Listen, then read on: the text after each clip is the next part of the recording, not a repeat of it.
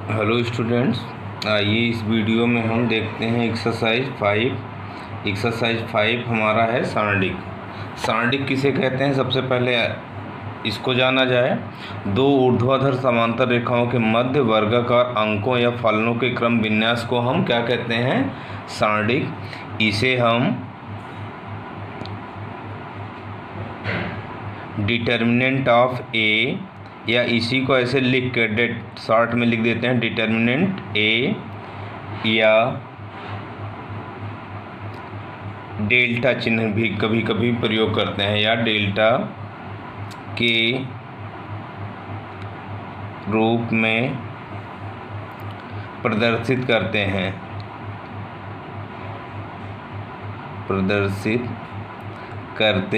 हैं।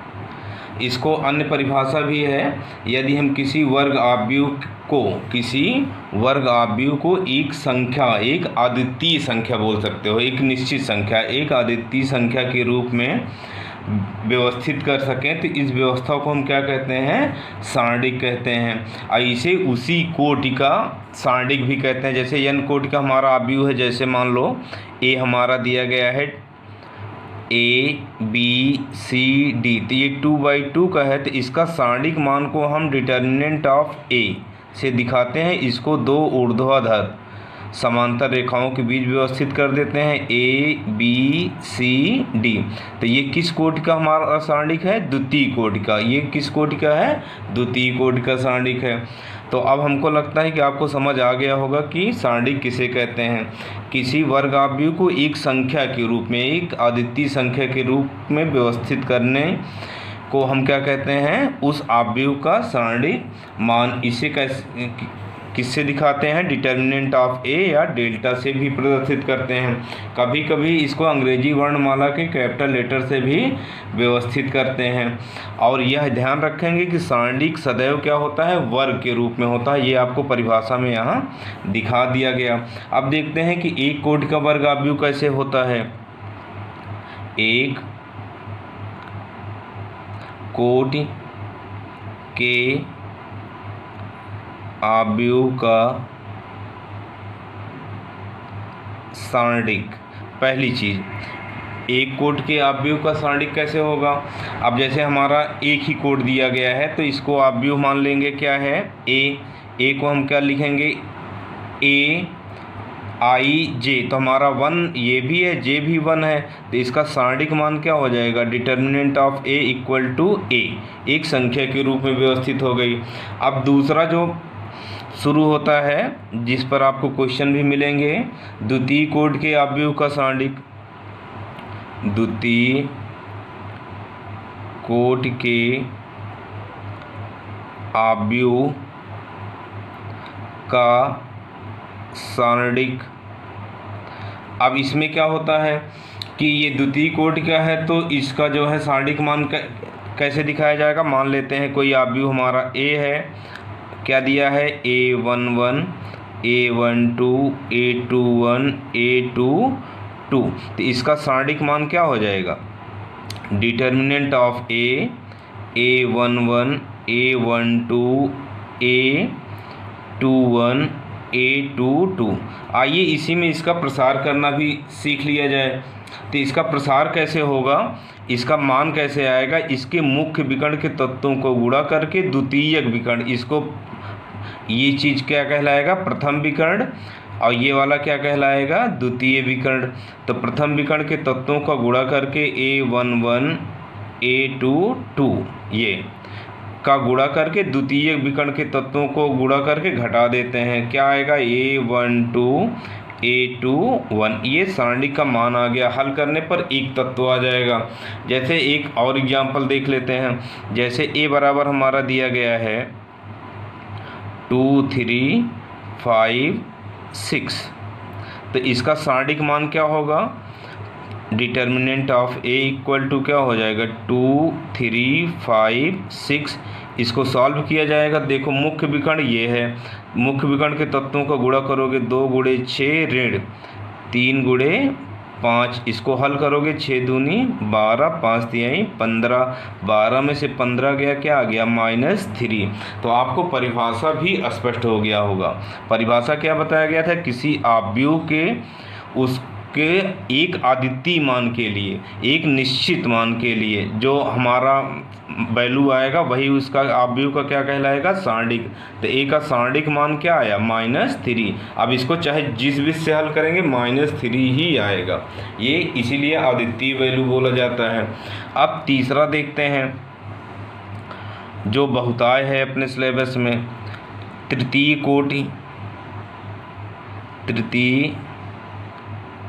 कोटि के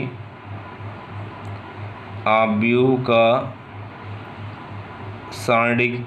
अब जैसे हमारा तृतीय कोटि का आव्यूह ए बराबर क्या दिया है, A11 A12 A13 A21 A22 A23 A31 A32 A33, ये तो आव्यूह हो गया। इस आव्यूह का हमको कौन सा मान चाहिए, सारणिक मान।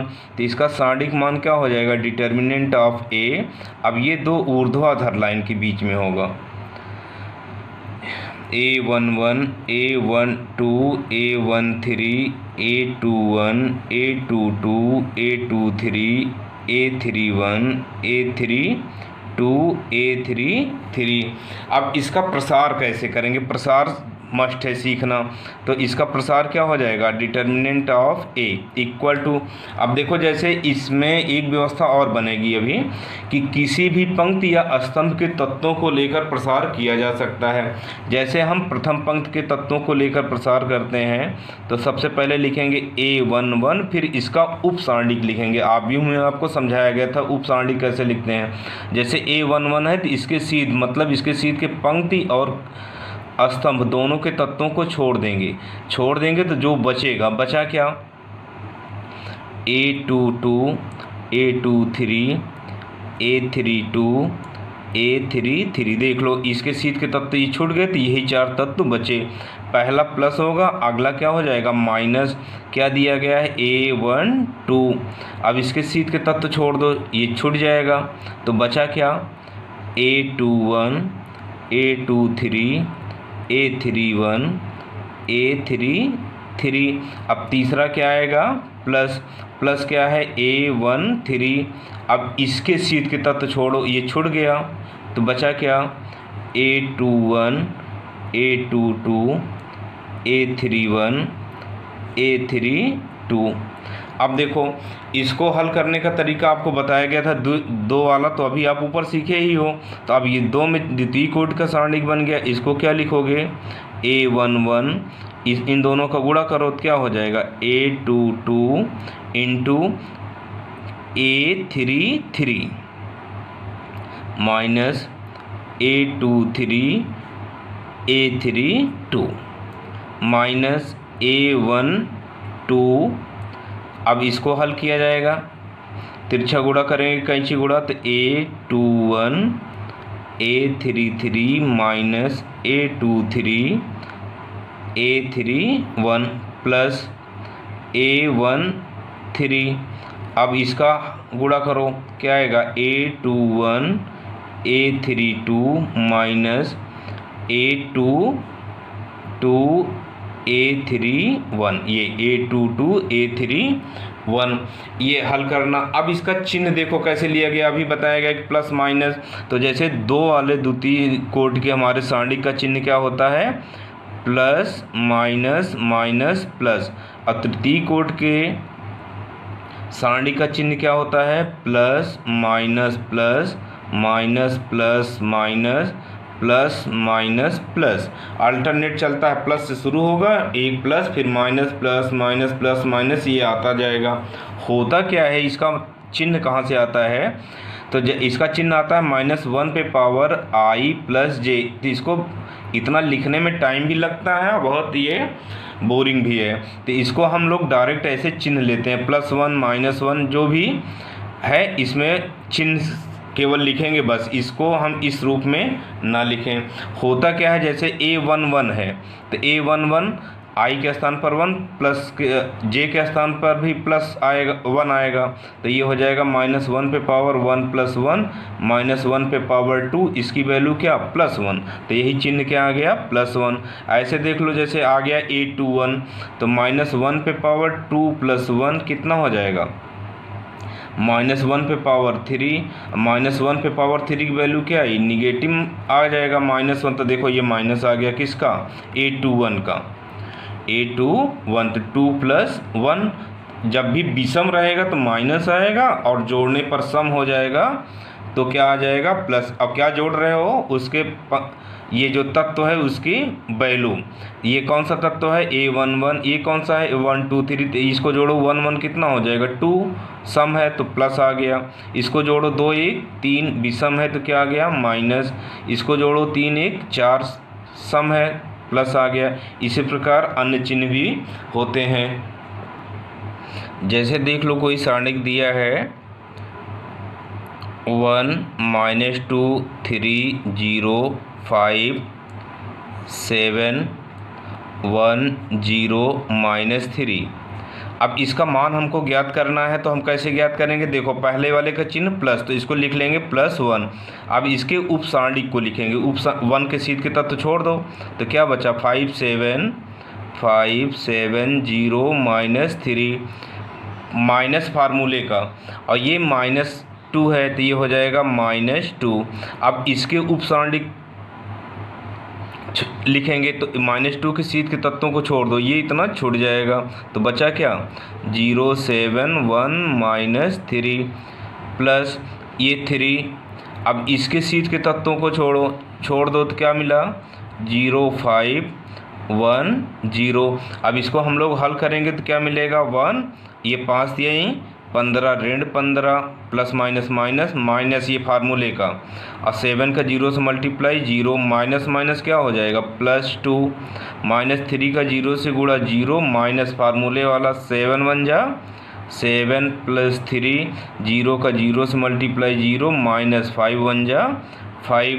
इसको हल किया जाएगा 15 में ऋण 15 में से 0 जाएगा ऋण 15, एकम क्या ऋण 15 धन ये 2 और ऋण 7 का गुणा करेंगे 7 दूना 14 प्लस माइनस माइनस ये ऋण का 14 आ गया, और प्लस माइनस माइनस फिर ऋण का 15 आ गया। इसको जोड़ लो 15 15 30 3 45 में से 1 कम कर दो कितना आ जाएगा 44, ये आंसर हो गया। ये तो मैंने R1 के अनुदिश प्रसार किया, इसको क्या बोलते हैं R1, ये क्या है R2, ये क्या है R3, और ये ऊपर ये कॉलम C1 ये क्या है C2, ये क्या है C3। किसी के अनुदिश आप प्रसार कर सकते हो, पंक्ति या कॉलम पूरी आज़ादी है यहाँ, आव्यूह जैसी बहुत शर्तें नहीं रहेंगी यहाँ, किसी भी पंक्ति या स्तंभ के तत्वों को लेकर प्रसार कर सकते हो। चिन्ह का ध्यान रखना, चिन्ह के लिए ये चीज़ आप ध्यान देंगे plus minus plus minus plus minus plus minus plus, और द्वितीय कोटि के लिए क्या है प्लस माइनस माइनस प्लस, तो यही तृतीय कोटि तक अपने सिलेबस में है ही। अब आइए देखते हैं इसके गुण को। सारणिक के गुण धर्म, ये बहुत इंपॉर्टेंट चीज़ है। सबसे पहली प्रॉपर्टी क्या है, सारणिक का मान इसकी पंक्ति अथवा स्तंभों को परस्पर बदलने पर मान अपरिवर्तित रहता है। अगर कोई सारणिक हमको दिया गया है तो उसका जैसे सारणिक हमारा है A या आव्यूह A दिया गया है और इसका आव्यूह A दिया गया है और इसका सारणिक मान A है, तो इसका A' मतलब पंक्ति को स्तंभों में, स्तंभों को पंक्तियों में बदल दें तब भी वही रहता है। कोई भी आव्यूह दिया गया है, पंक्ति को स्तंभ में, स्तंभ को पंक्ति में बदल देंगे तो सारणी का मान अपरिवर्तित रहेगा। एग्जाम्पल हम एक्सरसाइज में ले लेंगे। अब दूसरा गुणधर्म देखो, दूसरा गुण है इसका, यदि सारणी के किन्हीं दो स्तंभों या पंक्तियों को परस्पर बदल दिया जाए तो सारणी का मान तो वही रहता है किंतु चिन्ह बदल जाता है। सारणी के किन्हीं दो स्तंभों या पंक्तियों को परस्पर आपस में अदला बदली कर लें, जैसे A11 A12 A13 A21 A22 A23 A31 A32 A33 है, तो सारणी का मान तो वही रहेगा, वैल्यू तो वही रहेगी। मान लो ये डेल्टा के बराबर है तो ये डेल्टा ही रहेगा, लेकिन अगर इसके दो बदल दें क्या, तो ये क्या हो जाएगा A31, मतलब हम पहले पंक्ति के स्थान पे तीसरी पंक्ति को लिख देते हैं A32 A33, दूसरे वाले को वहीं रहने देते हैं A22 A23, और यहाँ आ जाएगा A11 A12 A13। तो अब ऐसा कर देने पर सारणिक का मान तो हमारा डेल्टा आ रहा, तो डेल्टा ही आएगा, लेकिन चिन्ह क्या होगा, बदल जाएगा। ये क्रम से बदलें या कोई भी पंक्ति या कॉलम, हमने तो पंक्ति को बदला है, आप कॉलम को भी बदलेंगे तो चिन्ह बदल जाएगा, किन्हीं भी दो को। मान लो एक बार और बदल देंगे तो माइनस है हमारा प्लस हो जाएगा, फिर एक बार बदल देंगे तो फिर माइनस हो जाएगा। मतलब एक बार के लिए है ये। एक सारणी के किन्हीं दो स्तंभों या पंक्तियों को परस्पर बदलने पर सारणी का मान तो वही रहता है, किंतु चिन्ह बदल जाता है। अब देखते हैं इसका तीसरा गुणधर्म। तीसरा गुणधर्म बहुत इंपॉर्टेंट है। यह है कि यदि सारणी के कोई भी दो पंक्ति या स्तंभ परस्पर समान हो तो सारणी का मान क्या हो जाता है, शून्य हो जाता है। ये इसका उपयोग बहुताय होता है, जैसे 1 2 3 है, यहाँ 4 5 6 है, यहाँ क्या आ जाए 1 2 3, तो इस सारणी का मान क्या होगा, शून्य होगा। सारणी का प्रसार करना आपको बताया गया है, और आप इसका प्रसार करके जब हल करेंगे तो इसका मान क्या आ जाएगा, 0। अब गुणधर्म मतलब एक प्रकार से सूत्र होता है। अब इसका हम प्रयोग करके डायरेक्ट 0 लिख देंगे, दिखा देंगे क्या कि R1 हमारा बराबर है किसके, R3 के। ये दोनों क्या हैं, बराबर हैं, तो इस सारणी का मान क्या हो गया, शून्य। हमको प्रसार करने की आवश्यकता ही नहीं है, लेकिन ये बात हमको याद रहना चाहिए कि किसी भी सारणी के दो पंक्ति या स्तंभ परस्पर क्या हो, समान हो, तो सारणी का मान क्या होता है, शून्य होता है। अब देखते हैं चौथा है, यदि सारणी के किसी भी पंक्ति अथवा स्तंभ के सभी तत्व शून्य है तो सारणी का मान क्या होता है, शून्य होता है। यहाँ जैसे मान लो 15 18 ऋण 20 23 27 40 0 0 0 लिखा है, तो इसका मान क्या होगा, 0 होगा। क्यों 0 होगा, क्योंकि R1 के सभी तत्व क्या हैं, शून्य। इसको हम देखकर ही बता देंगे कि, और यह याद भी कर लेंगे, किसी सारणी के किसी भी पंक्ति हो या स्तंभ अगर सभी तत्व शून्य है तो सारणी का मान क्या होगा, शून्य होगा। क्योंकि देखो जैसे इसके अनुदिश प्रसार किया जाएगा तो 0, अब इसके सीट के तत्व छोड़ कर इसको लिखेंगे तो 0 से गुणा करेंगे तो मान तुम्हारा 0 आ जाएगा, इसलिए सारणी का मान क्या हो जाता है, शून्य हो जाता है। अब देखते हैं पांचवा गुणधर्म। पांचवा गुणधर्म है, यदि किसी सारणी को किसी पंक्ति या स्तंभ के प्रत्येक अवयव में अचर राशि k से गुणा करते हैं तो सारणी का मान भी k गुना हो जाता है। जैसे कोई सारणी दिया गया है A B C D, मान लो इसका मान क्या है, डेल्टा, तो यदि इसके हम किसी एक पंक्ति या स्तंभ में किसी अचर राशि से गुणा कर देते हैं तो इसका मान भी उतने गुना ही बढ़ जाएगा। जैसे मान लो हम लिख देते हैं AK B K C D, तो अब हमारा सारणी का मान क्या हो जाएगा, K डेल्टा, क्योंकि हमने R1 में किससे गुणा किया, K से। अब इसी का प्रसार भी कर सकते हो, जैसे और हम कर दें, मान लो इसमें हम किसी अचर राशि m से गुणा कर दें, ये AK है, ये DK है, ये CM है, ये DM है, तो हमारा देखो यहाँ से k गुना बढ़ा और यहाँ से कितने गुना बढ़ा, m गुना, अब क्या हो गया, डेल्टा। अब यहाँ से एक चीज़ और आप तय कर लीजिए, इसको हम जैसे किसी पंक्ति या स्तंभ में कोई तत्व है तो वो कॉमन भी लिखा जा सकता है। जैसे इसको आप बराबर क्या लिख सकते हो, इधर से k कॉमन लोगे और इस वाले में से क्या कॉमन लोगे, m। अभी तक आव्यूह में क्या होता था कि सभी तत्वों में कॉमन ढूंढा जाता था, और सारणिक में क्या व्यवस्था बन रही है कि किसी पंक्ति या स्तंभ में कोई तत्व कॉमन है तो वो कॉमन हो जाएगा। k m, यहाँ से k बाहर होगा R1 से और R2 से m बाहर होगा, तो बचेगा क्या, A D C A B C D, ये तो B है, A B C D, और ये किसके बराबर है, डेल्टा के, तो बराबर हमारा क्या हो गया, Km डेल्टा, देख लो, है ना। तो अब यहाँ से हम कॉमन भी सीख गए, क्योंकि किसी भी एक पंक्ति या स्तंभ में कोई तत्व अगर कोई गुणांक है तो उसको हम कॉमन ले सकते हैं, और जो कि अपना गुणधर्म हमको बता रहा है कि किसी चर राशि से किसी पंक्ति या स्तंभ के तत्वों में गुणा करेंगे तो उतने गुना ही हमारे सारणिक का मान बढ़ जाता है। अब देखते हैं अगला गुणधर्म। इसका छठा गुणधर्म है, यदि एक सारणिक की किसी एक पंक्ति या स्तंभ में कुछ या सभी अवयवों दो या दो से अधिक पदों के योगफल के रूप में हो तो सारणिक को उसी कोटि के दो या अधिक, अगर दो है तो दो, जितना अधिक है उतना अधिक सारणिक के योगफल के रूप में लिखा जा सकता है। इसको एक एग्जाम्पल द्वारा देखते हैं।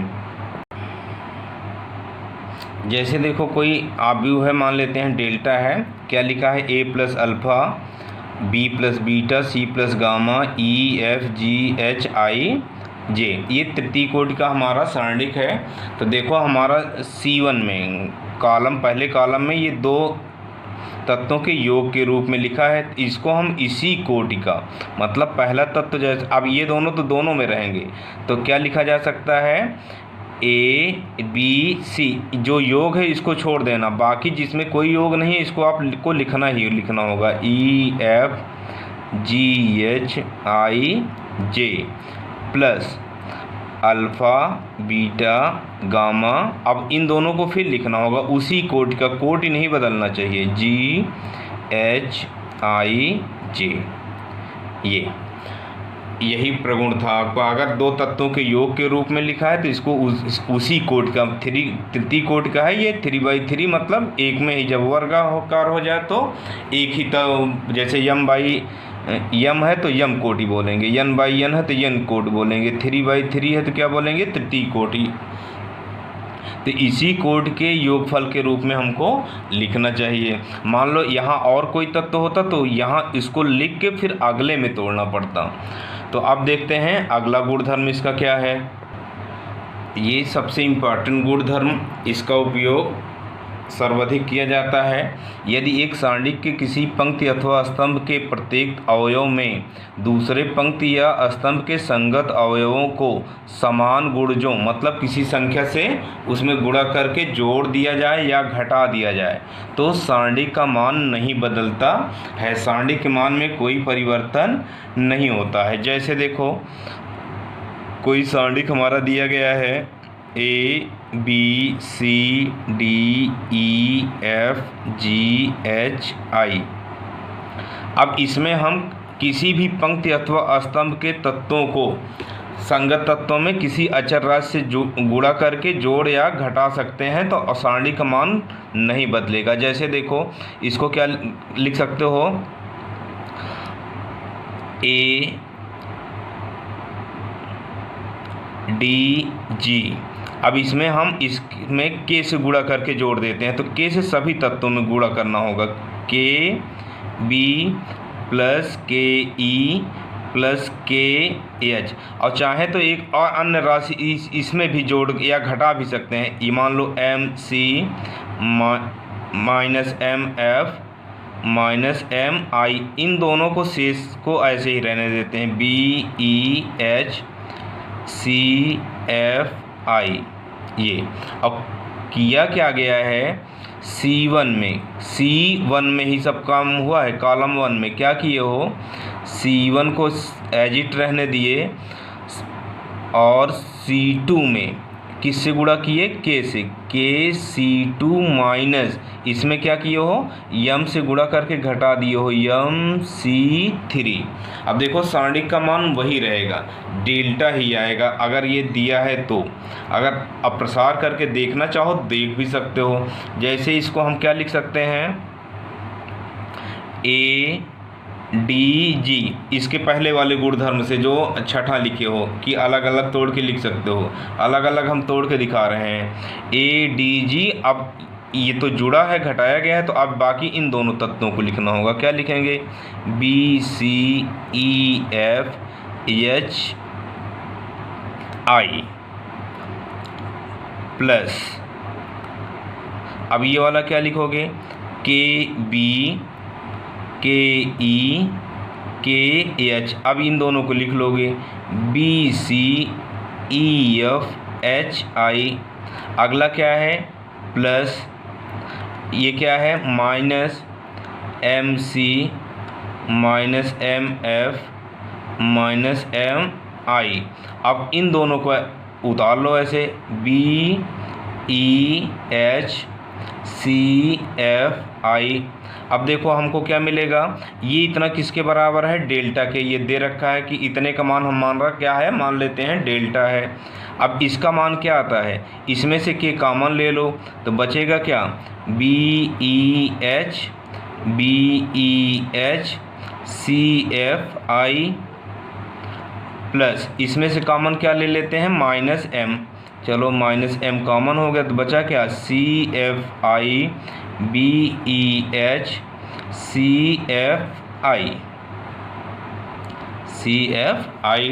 अब हम गुणधर्म अगर अच्छे से याद है जो पीछे पढ़े हो तो देखो अपने आप से आ जाएगा।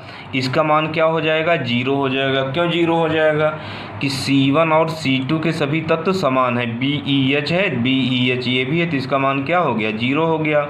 K into zero plus minus minus M। और इसका मान भी क्या हो गया जीरो हो गया। क्यों जीरो हो गया, क्योंकि देखो CFI इसमें क्या बराबर है C1 बराबर है किसके C3 के। इस वाले में C1 बराबर है किसके C2 के। देख रहे हो ना BEH तो इसको C1 बोलते हैं, इसको C2 बोलते हैं। और यहाँ C1 बराबर है किसके C3 के। तो आपको पहले ही गुणधर्म बताया गया है कि किसी भी सारणी के दो पंक्ति अथवा स्तंभ समान हो तो सारणी का मान शून्य होता है। ये शून्य हो गया, ये शून्य हो गया, तो ये जीरो बराबर क्या आ गया डेल्टा ही तो आया। मतलब सारणी के मान में कोई परिवर्तन नहीं हुआ। तो अब आप ये सीख गए, ये गुणधर्म भी आपको अच्छे से समझ में आ गया होगा। अब आइए देख लेते हैं त्रिभुज का क्षेत्रफल। त्रिभुज का क्षेत्रफल किससे, सारणिक की सहायता से। मान लो त्रिभुज के शीर्ष दिए गए हैं क्या x1 y1 x2 y2 x3 y3 दिया गया है। तो त्रिभुज का क्षेत्रफल क्या हो जाएगा, त्रिभुज का क्षेत्रफल हो जाएगा, त्रिभुज का क्षेत्रफल बराबर, चलो ये हम लिख देते हैं तो 1/2 x1 y1 x2 y2 x3 y3 और तीसरे कॉलम को आप 1 1 1 बना सकते हो। अब बाकी गुणधर्म का प्रयोग करके पंक्तियों को स्तंभों में, स्तंभों को पंक्तियों में बदल के, जैसे 1 1 1 लिख के x1 y1 ऐसा भी लिख सकते हो आप। ये ज़्यादा सरल तरीका है। त्रिभुज का क्षेत्रफल जो तीनों शीर्ष दिए गए हैं इनको दो कॉलम बना लेंगे x1 y1 x2 y2 x3 y3 और तीसरे वाले कॉलम में हम 1 1 1 भर लेंगे। अब इसका प्रसार कर लेंगे, आसानी से आ जाएगा। और ये आप हाई स्कूल में भी पढ़ चुके हो, 11th में भी। त्रिभुज का क्षेत्रफल जैसे प्रसार करोगे तो 1/2 x1। अब इसके उपसारणिक देखो क्या बनेगा y1 y3, तो इसका गुणा करोगे तो हो जाएगा y2 minus y3 minus x2। अब x2 के शीट के तत्वों को छोड़ो तो क्या बनेगा ये y1 minus y3 plus x3। और यहाँ क्या बन जाएगा, इसके शीट के तत्वों को छोड़ा जाएगा तो y1 माइनस y2। अब इस माइनस कॉमन ले लो तो आपको ये फार्मूला हाई स्कूल में भी याद कराया गया था, 11th में भी। x1 y2 minus y3 minus common लोगे तो प्लस हो जाएगा, plus x2 y3 minus y1 plus x3 y1 minus y2। ये त्रिभुज का क्षेत्रफल हो गया। ये साइक्लिक क्रम में आ गया 1 2 3 2 3 1 3 1 2। अब मान लो त्रिभुज का क्षेत्रफल आ गया ये, और दिया गया तीनों बिंदु संरेख हो, तो संरेख होने का प्रतिबंध क्या हो जाएगा, संरेख होने का प्रतिबंध। तो इसी में हमारा ये मान क्या हो जाएगा, जीरो के बराबर हो जाएगा। क्योंकि त्रिभुज बनेगा ही नहीं तो क्षेत्रफल क्या होगा, जीरो हो जाएगा। तो संरेख होने का प्रतिबंध क्या हो जाएगा, इसी को हम किसके बराबर लिख देंगे, जीरो के। तो हमारा क्या हो जाएगा, संरेख। आपको समझ आ गया होगा। संरेख के लिए क्या कंडीशन बनेगी, 1/2 x1 y1 1 x2 y2 1 x3 y3 1 बराबर क्या 0। ये संरेख होने का प्रतिबंध है। अब देखते हैं अगला टॉपिक है हमारा किसी सारणी के अवयवों का उपसारणिक तथा सहखंड ज्ञात करना। मान लीजिए जैसे कोई आव्यूह हमको दिया है a बराबर a11 a12 a13 a21 a22 a23 a31 a32 a33। इसका सारणिक मान क्या हो जाएगा? इनको दो ऊर्ध्वाधर लाइनों के बीच में लिखते हैं तो क्या हो जाएगा a11 a12 a13 a21 a22 a23 a31 a32 a33। अब बहुत काम की चीज़ सीखने की बारी है आपको। अब हमको जैसे a11 का क्या लिखना है उपसारणिक, तो a11 का उपसारणिक क्या बनेगा भाई? उपसारणिक को हम यम से दिखाते हैं, m11 बराबर क्या बनेगा? इस 1 के शीट के तत्वों को छोड़ देना, इसके शीट के पंक्ति और स्तंभ दोनों छोड़ दोगे तो जो बचेगा वही क्या कहलाएगा? उपसारणिक। उपसारणिक क्या बनेगा? a22 a23 a32 a33। अब इसको हल कर लोगे, जो वैल्यू आएगा वही आंसर हो जाएगा। होगा क्या? a22 a33 minus a23 a32। अब उपसारणिक आप किसी भी तत्व का लिख सकते हो। जैसे हमको मान लो a32 का सारणिक उपसारणिक लिखना है, a32 का उपसारणिक क्या बनेगा? a32 है तो क्या लिखोगे? m32 और m32 के शीट के तत्वों को छोड़ दोगे। a32 के शीट के तत्व मतलब ये छूट जाएगा और प्लस ये इतना छूट जाएगा, तो बचेगा क्या? a11 a13 a21 a23। इसको सॉल्व कर लेंगे तो क्या बन जाएगा? उपसारणिक। अब ऐसे और देखना चाहो तो और उपसारणिक निकाल सकते हो। हमको मान लो a23 का उपसारणिक निकालना है तो इसके शीट के तत्वों को छोड़ देंगे तो बचेगा a11 a12 a31 a32। तो उपसारणिक निकालना आप सीख गए। अब देखते हैं इसका कैसे सहखंड निकाला जाता है। सहखंड के लिए जैसे हमको a11 का सहखंड ज्ञात करना है, a11 का सहखंड को हम कैपिटल A11 से दिखाते हैं, कैपिटल A11। और सहखंड में क्या आ जाता है? चिन्ह आ जाता है। चिन्ह कैसे आ जाएगा? ये जोड़ो 1 कितना हुआ? 2। सम है तो प्लस 1 आएगा, या आप ऐसा लिख सकते हो -1 पे पावर 1 + 1 और इसके उपसारणिक का मान, उपसारणिक क्या है? m11। तो कुल मिला के ये आ जाएगा -1 पे पावर 2 + 1 आ जाएगा, बराबर क्या हो जाएगा? m11। वो निर्भर करेगा आपके i और j पर।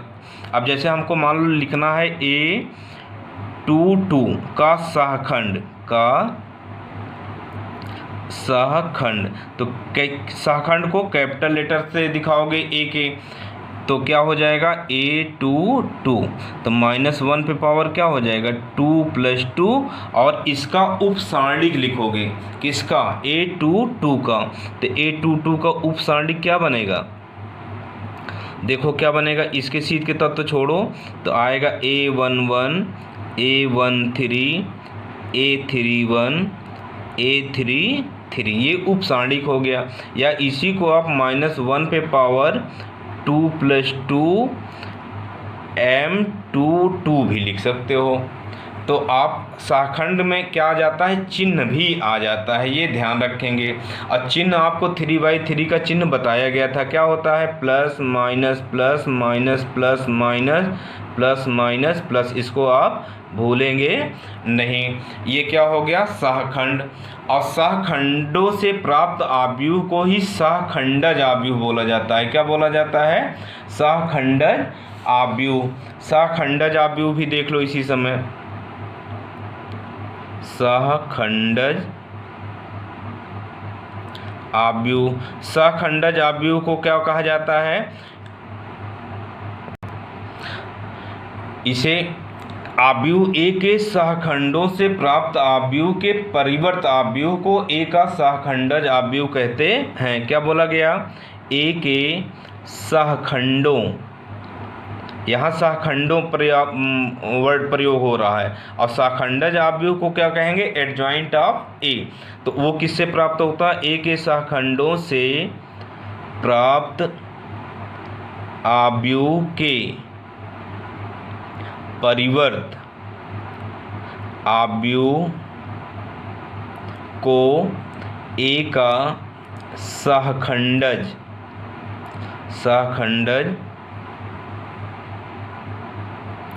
आव्यूह कहते हैं। इसे किससे प्रदर्शित करते हैं, इसे एडजॉइंट ऑफ ए से प्रदर्शित करते हैं। इसको किससे प्रदर्शित करते हैं, एडजॉइंट ऑफ ए के सहखंडों से प्राप्त आव्यूह के परिवर्त आव्यूह को, मतलब पंक्ति को स्तंभ में, स्तंभ को पंक्ति में बदलना परिवर्त आव्यूह कहलाता है। तो इसको किससे प्रदर्शित करते हैं, एडजॉइंट ऑफ ए से। किसको, सहखंडज आव्यूह से। सहखंडज आव्यूह निकालना सीख जाएंगे तो हम आव्यूह ए का परिवर्त आव्यूह भी ज्ञात कर सकते हैं, सॉरी व्युत्क्रम, उसका ए इनवर्स ज्ञात करने का एक तरीका यहाँ से आपको और मिलेगा। अब देखो सारणिक तथा सहखंडज द्वारा प्रतिलोम आव्यूह ज्ञात करना। अब देखो सारणिक की सहायता से प्रतिलोम आव्यूह कैसे ज्ञात करते हैं। प्रतिलोम आव्यूह किसे कहते हैं, आपको बताया गया है कि ए इंटू ए इनवर्स बराबर क्या हो जाए, आई। ए बी बराबर जब आई आ जाए तो हम बी को क्या कहते हैं, ए इनवर्स। बी को क्या कहा जाता है, ए इनवर्स। ये आव्यूह में आपको पढ़ाया गया था। लेकिन सारणिक के सहखंडज द्वारा प्रतिलोम आव्यूह कैसे ज्ञात करते हैं, ए इनवर्स बराबर क्या हो जाता है, 1/mod of A. Mod of A मतलब आव्यूह ए का सारणिक मान, आव्यूह ए का सारणिक मान प्लस इसके आव्यूह ए के सहखंडों से प्राप्त आव्यूह के, ये ए के सहखंडों से प्राप्त आव्यूह, एडजॉइंट ऑफ ए। आव्यूह ए के सहखंडों से प्राप्त आव्यूह के परिवर्त आव्यूह को हम एडजॉइंट ऑफ ए कहते हैं। अब मॉड ऑफ ए मतलब आव्यूह ए का सारणिक मान, ये तो स्टार्टिंग में भी आपको समझाया गया था। तो किसी सारणिक की सहायता से ए इनवर्स हम ज्ञात कर लेंगे। ए इनवर्स बराबर क्या हो जाएगा, जबकि ए क्या है, ए आव्यूह है। ए क्या है, आव्यूह है, ना कि सारणिक। सारणिक को हम डिटर्मिनेंट ऑफ ए से दिखाते हैं, 1/mod A into adjoint of A. Mod ना पढ़ के इसको डिटर्मिनेंट ए भी पढ़ा जाएगा, है ना। तो ये ए इनवर्स भी आप ज्ञात कर लिए। आप देखते हैं इस पर एक हमको दिया गया है क्या, थ्योरम। आइए उसको सॉल्व करते हैं। पर मैं ये बहुत इम्पॉर्टेंट है, क्या है, ए बी का होल इनवर्स बराबर B inverse into A inverse, जहाँ ए और बी समान कोट के व्युत्क्रमणीय आव्यूह हैं। व्युत्क्रमणीय आव्यूह किसे कहते हैं, आपको बताया गया है जब मॉड ऑफ इसका सारणिक मान बराबर ना हो किसके, जीरो के। ये दोनों जीरो के बराबर ना हो, इनका ए और बी का सारणिक मान किसके बराबर ना हो, जीरो के। तो इसको क्या बोला जाता है, व्युत्क्रमणीय आव्यूह। और अव्युत्क्रमणीय आव्यूह किसे कहते हैं, जब मॉड ऑफ ए और बराबर किसके हो जाए, जीरो के, तब क्या बोला जाता है, ए अव्युत्क्रमणीय आव्यूह है। परिभाषा आपको एक बार फिर से रिमाइंड करा दिया गया। अव्युत्क्रमणीय आव्यूह किसे कहते हैं, जब आव्यूह का सारणिक मान जीरो के बराबर हो जाए तो ए को अव्युत्क्रमणीय आव्यूह बोलते हैं। और व्युत्क्रमणीय आव्यूह कब बोलते हैं, जब मॉड ऑफ ए बराबर ना हो जीरो के। तो अब हमको ये चीज़ प्रूव करना है। अब हम लोग चलो प्रूव करते हैं, इसका बायां पक्ष लेते हैं। क्योंकि हम लोग जानते हैं कि A B into A B का होल इनवर्स बराबर क्या होगा, आई। प्रॉपर्टी हमको क्या बताई गई है कि ए इंटू ए इनवर्स बराबर आई। अभी पीछे भी आपको बताया गया व्युत्क्रम में कि a इंटू ए इन्वर्स बराबर क्या होता है i। किसी संख्या, जैसे संख्या में लो 5 गुणे 5 का इन्वर्स क्या होता है 1/5, तो गुणा करोगे तो क्या आ जाएगा 1। ये तो संख्या में हो गया। आव्यूह में इसी को अदिश आव्यूह, इकाई आव्यूह बोलते हैं, तो उसको किससे दिखाते हैं i से। तो a इंटू ए इन्वर्स बराबर i, तो ऐसे ये इतना a, ये a इन्वर्स बराबर क्या i हो गया। अब दोनों पक्षों में a इन्वर्स से गुणा करते हैं। आगे a है तो a इन्वर्स से ही गुणा करो। a इन्वर्स ab, ये ए बी का होल इन्वर्स जैसे है रहने दो। अब आगे इधर लिखो हो तो इसको भी आगे ही लिखोगे। ए इन्वर्स आई क्या किया गया ए इन्वर्स से गुणा करने पर, अब ए इन्वर्स इंटू ए हो जाएगा। ये क्या हो जाएगा ए इन्वर्स इंटू ए, बचा क्या बी को अलग रहने दो, ऐसे अलग थलग हो जाएगा क्या ए बी का होल इन्वर्स बराबर ए इन्वर्स इंटू आई बराबर क्या होता है ए इन्वर्स आई से भाई चाहे जिस आव्यूह में गुणा करेंगे वही आव्यूह आ जाएगा, क्योंकि क्या हो जाएगा ए इन्वर्स बराबर ए इन्वर्स इंटू आई बराबर क्या हो जाएगा ए इन्वर्स। और ये जानते हो कि अगर कोई 3 आव्यूह है, ये क्या है गुणा का साहचर्य नियम। साहचर्य में क्या आ जाता है 3 तत्व आ जाते हैं, चाहे जिस क्रम में गुणा कर लें तो इन दोनों का गुणा किया गया। ए इन्वर्स इंटू ए बराबर क्या बताया गया है आई, आपको आई इंटू बी ए बी का होल इन्वर्स बराबर ए इन्वर्स। अब i और b अभी फिर बताया गया है कि i का जिस भी आव्यूह में गुणा करते हैं तो वही आव्यूह पुनः आ जाता है, i हट जाता है। ए बी का होल इन्वर्स बराबर ए इन्वर्स, चूँकि आई बी इक्वल टू क्या हो जाएगा b।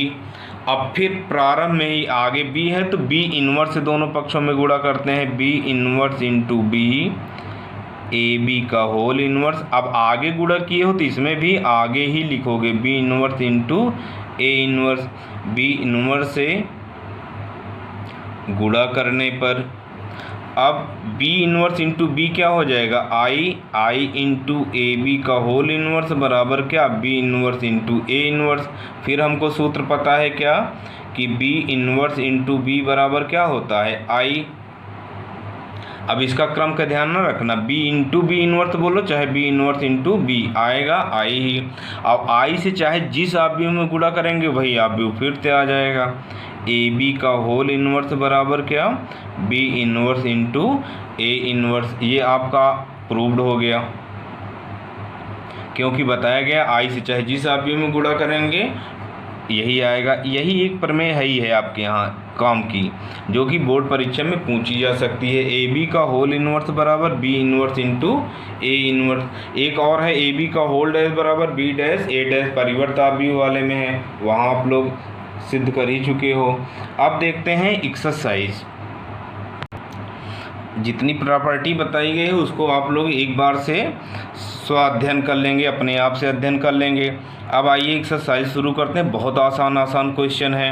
अब ये जैसे सारणिक दिया गया है, इसका मान बताया गया है। पहले मुख्य विकर्ण के तत्वों का गुणा क्या हो जाएगा 2 इंटू -1 माइनस फार्मूले का माइनस 4 इंटू -5। सॉल्व करोगे तो -2 माइनस माइनस प्लस 5 20, 20 में से 2 जाएगा क्या 18। यही आपका आंसर हो गया। दूसरे का फर्स्ट देखो, दूसरे में 2 सवाल है। पहला है cos theta minus sine theta cos theta. अब देखो इसको सॉल्व किया जाएगा, मुख्य प्रसार करना है, केवल मुख्य विकर्ण का गुणा cos थीटा का गुणा क्या हो जाएगा cos square theta minus plus minus ये माइनस प्लस हो जाएगा। साइन का गुणा क्या हो जाएगा sine square theta plus cos square theta equal to 1 answer. अब ऐसे ही इसका सेकंड पार्ट देख लो। सेकंड क्या दिया गया है x square minus x plus 1 x minus 1 x plus 1 x plus 1। अब इसको सॉल्व कर लो, इसका गुणा इसमें करेंगे तो क्या हो जाएगा x plus 1 into x square minus x plus 1 minus इन दोनों का गुणा कर लो, हो जाएगा x minus 1 into x plus 1। ये किसका फार्मूला है, A cube plus B cube का, या x से गुणा ही कर लो। x से गुणा करोगे क्या हो जाएगा, X cube minus X square plus X, plus 1 से गुणा करो, X square minus X plus 1 minus ये a minus B A plus B का है तो एक्स स्क्वायर माइनस 1 स्क्वायर आ जाएगा, एक्स स्क्वायर आगे माइनस लगा है तो माइनस माइनस प्लस हो जाएगा। अब देखो यहाँ एक्स से गुणा हुआ x cube minus X square, x plus 1 से इसमें गुणा होगा तो X square minus X plus 1, x square से एक्स स्क्वायर, एक्स से एक्स कैंसिल, आ गया क्या x cube minus X square plus 1 कितना हो जाएगा 2, यही आंसर हो गया। अब ऐसे ही तीसरा वाला देखो, तीसरा वाला क्या दिया है, आव्यूह दिया है ए का मान क्या है 1 2 4 2। अब इसका सारणिक मान क्या हो जाएगा, इसलिए इसका सारणिक मान डिटर्मिनेंट ऑफ ए 1 2 4 2 सॉल्व करोगे तो कितना आएगा 2 1 जा 2 माइनस 4 2 जा 8, अब सब्ट्रैक्ट करोगे तो क्या आ जाएगा -6। समझ लो समीकरण एक यही हो गया। अब हमसे पूछा है किसका, डिटर्मिनेंट ऑफ 2a, तो यहाँ से आप 2a निकाल लो। 2a आव्यूह में बताया गया है किसी अचर राशि से गुणा करते हैं तो उसके सभी तत्वों में गुणा करना पड़ता है, तो 2 से इसमें गुणा कर दो, 2 2 दूना 4 4 दूना 8, ये 2 दूना 4। अब इसका सारणिक मान निकाल लो, इसलिए determinant of 2a equal to 2 4 8 4, इसको सॉल्व करो भाई, क्या पाते हो 4 2 जा 8 माइनस 8 4 जा 32, 8 माइनस 32 कितना आएगा 24। 24 को आप क्या लिख सकते हो 4 इंटू -6 है ना, 4 छंग 24, 4 अपनी जगह रहने दो, -6 किसका वैल्यू है, डिटर्मिनेंट ऑफ ए। -6 देखो ये दिया है, -6 किसके बराबर है, डिटर्मिनेंट ऑफ ए के, या ऐसा भी लिख सकते हो, ये एक जगह आपको दिखना शुरू हो गया।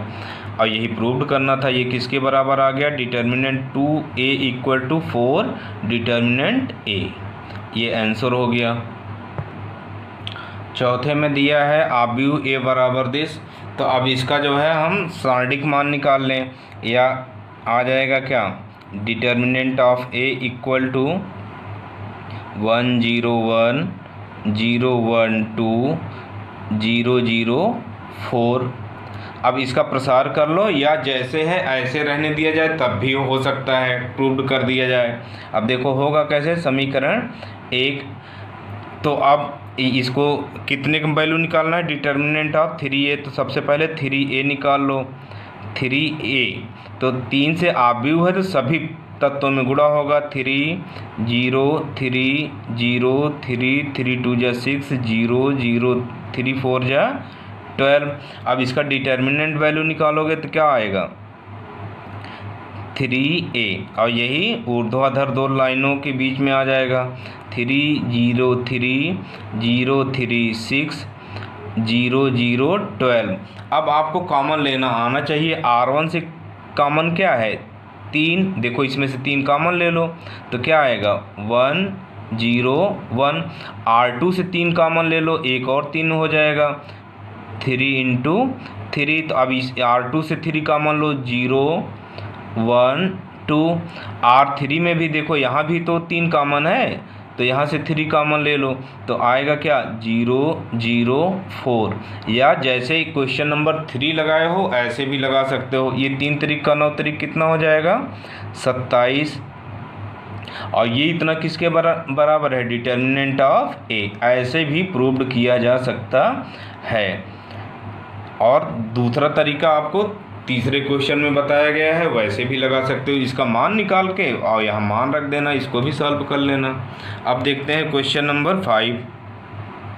5 का फर्स्ट दिया है 3 -1 -2 0 0 -1। अगला क्या है 3 -5 0। अब इसका हमको प्रसार करना है। प्रसार वैसे तो हम जो ज़्यादा जीरो रहता है उसी को लेके करें तो ज़्यादा फ़ायदे में रहेंगे।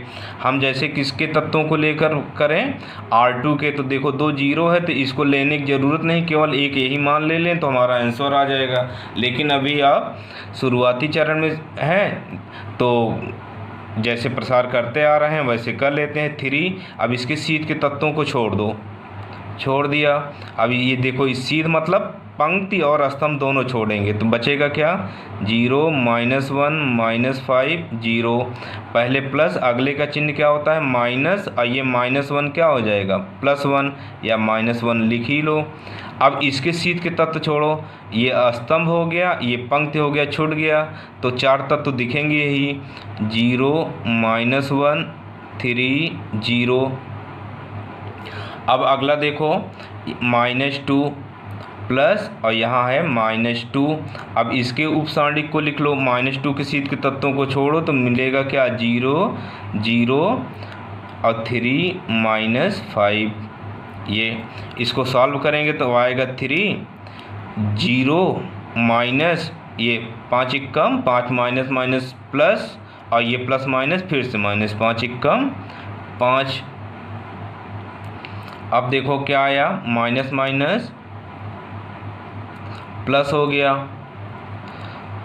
है ना, और 0 +1 हो गया, 0 का 0 से गुणा 0 माइनस 3 बन जा 3, प्लस माइनस माइनस, और ये माइनस प्लस, 3 एकम 3 प्लस माइनस -2, ऋण 5 का 0 से गुणा 0, ऋण 3 का 0 से गुणा 0। या ऐसे समझ सकते हो कि इस सारणी के R1 के सभी तत्व शून्य हैं, इसलिए इसका मान क्या आएगा, 0 आएगा।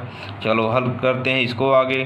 प्लस माइनस -5 तिहाई 15, 3 0 3 एकम 3, ऋण 2 का 0 से गुणा करोगे 0, हल करने पर क्या आ गया, ऋण का 12, ये आंसर हो गया। ऐसे ही इसका सेकंड, थर्ड, फोर्थ पार्ट आप लोग सॉल्व करेंगे। छठा भी a बराबर दिया है तो डिटर्मिनेंट ऑफ a, उसका मापांक बहुत आसानी से निकाल पाओगे। अब देखते हैं क्वेश्चन नंबर 7 का फर्स्ट, 2 4 5 1 इक्वल टू क्या दिया है, 2x 4 6x।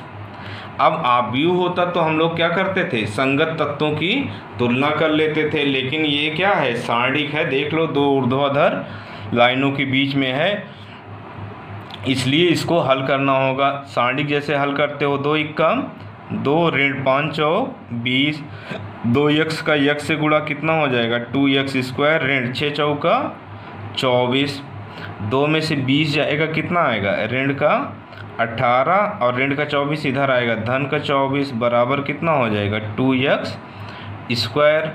24 में से 18 जाएगा, कितना आया, 6, और 2 गुणे में इधर आएगा, भाग में जाएगा, 2 बराबर x², या x² बराबर 3, या x बराबर क्या, ±√3। ये आंसर हो गया। अब देखते हैं इसका सेकंड पार्ट। सेकंड पार्ट क्या दिया है, 2 3 4 5 x3 2x 2x 5। ऐसे इसको भी हल किया जाए जैसे पहला वाला किया गया है, तो क्या आएगा, 5 दूना 10, 4 तिहाई 12, 5 का x से गुणा 5x, ऋण 3 दूनी 6x, 10 में से 12 जाएगा, ऋण का 2, 5x में से ऋण का 6x जाएगा, ऋण का x, या ऋण से ऋण कट गया, x बराबर क्या आ गया, x बराबर 2। ये आंसर आ गया आपका। अब देखते हैं इसका अंतिम वाला 8वां प्रश्न क्या दे रखा है, इसको फिनिश कर दिया जाए। 8वां है, x 2 18x इक्वल टू 6 2 18 6। अब इसको भी आप बहुत आसानी से सॉल्व कर सकते हो। x का गुणा करोगे तो कितना हो जाएगा, x², 18 दूनी कितना हो जाएगा, 36 बराबर 6 छंग 36, 18 दूनी 36, 36 से 36 कट गया, 0 आ गया। या एक्स स्क्वायर बराबर क्या, 36 में 36 जाएगा 0, ऋण का 36 इधर जाएगा, धन का 36 हो जाएगा। तो यक्स बराबर क्या हो जाएगा, प्लस माइनस अंडर रूट 36, या यक्स बराबर क्या आ गया, प्लस माइनस 6। ये आंसर आ गया। जल्दबाजी में काम न लेना, क्योंकि देखो इसमें प्लस 6 भी दिया है, माइनस 6 भी ऑप्शन में दिया है, प्लस माइनस 6 भी दिया है। नहीं तो जल्दबाजी में आप प्लस का 6 या माइनस का 6 अकेले छोड़ दो करके। ये आ गया आपका आंसर क्या, प्लस माइनस 6। ये एक्सरसाइज कंप्लीट हुआ, बहुत ही आसान था। तो अब अगला एक्सरसाइज अगले वीडियो में।